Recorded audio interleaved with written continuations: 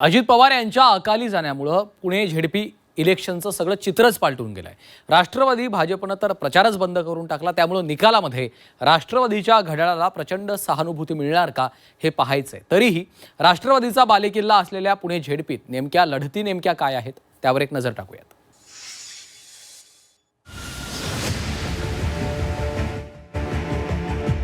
राष्ट्रवादीचा बालेकिल्ला असलेल्या पुणे झेडपीत यावेळी खरं तर थेट अजितदादांशी दोन हात करण्याची पूर्ण तयारी भाजपनं करून ठेवली होती।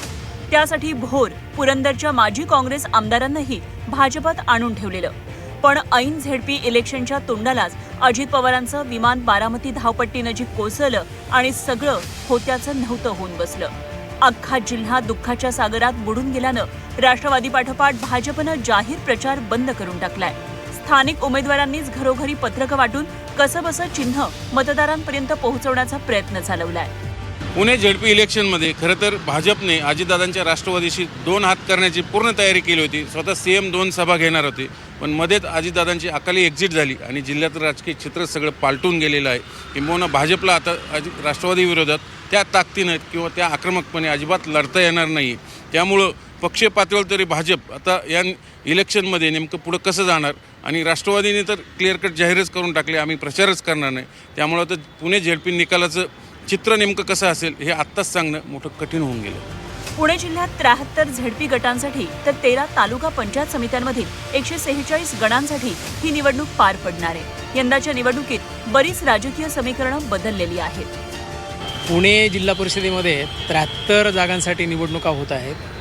आपण साधारणतः बारामती वगळलं तर सर्वच तालुक्यांमध्ये अटीतटीच्या लढती आहेत।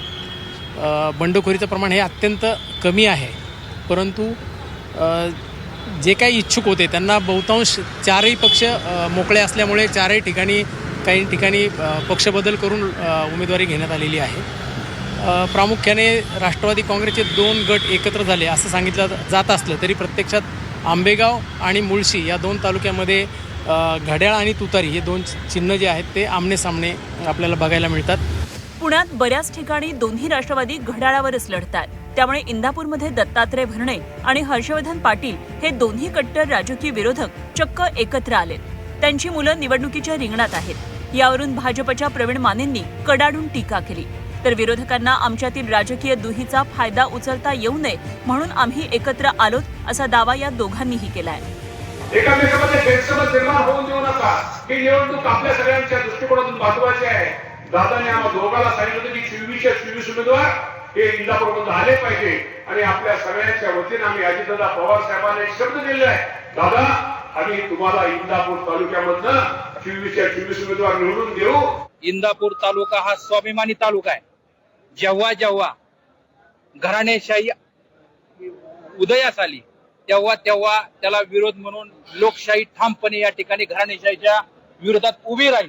आमचे भारतीय जनता पार्टीचे सर्व जिल्हा परिषदेचे उमेदवार, सर्व पंचायत समितीचे उमेदवार रेकॉर्ड करून ठेवा, रेकॉर्ड मताधिक्याने विजय होती।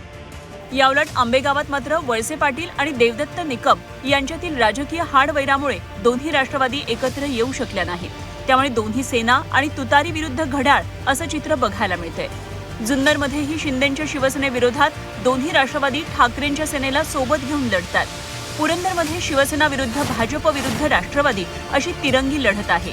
भोर आणि दौंडमध्ये भाजप विरुद्ध राष्ट्रवादी असा थेट सामना आहे। थोडक्यात काय तर अनेक ठिकाणी दुरंगी तिरंगी लढती बघायला मिळतात। आता आपण 2017 सालचं पुणे झेडपीतलं पक्षीय बलाबल पाहूया। राष्ट्रवादी काँग्रेस 43, काँग्रेस 7, शिवसेना 14, भाजप 7, लोकशाही क्रांती 1, रासप 1, अपक्ष 2। 2017 सालच्या याच निकालात मोठा फेरबदल करण्याचा भाजपचा प्रयास होता, पण अजितदादांच्या अकाली एक्झिटनं पुणे झेडपीच्या प्रचारातला रंग पुरता उडून गेलाय। त्यामुळे आता मतदान आणि नंतर निकालाची वाट पाहणं एवढंच राजकीय पक्षांच्या हातात आहे। चंद्रकांत फुंदे, जावेद मुलानीसह हेमंत चापुडे, झी 24 तास, पुणे।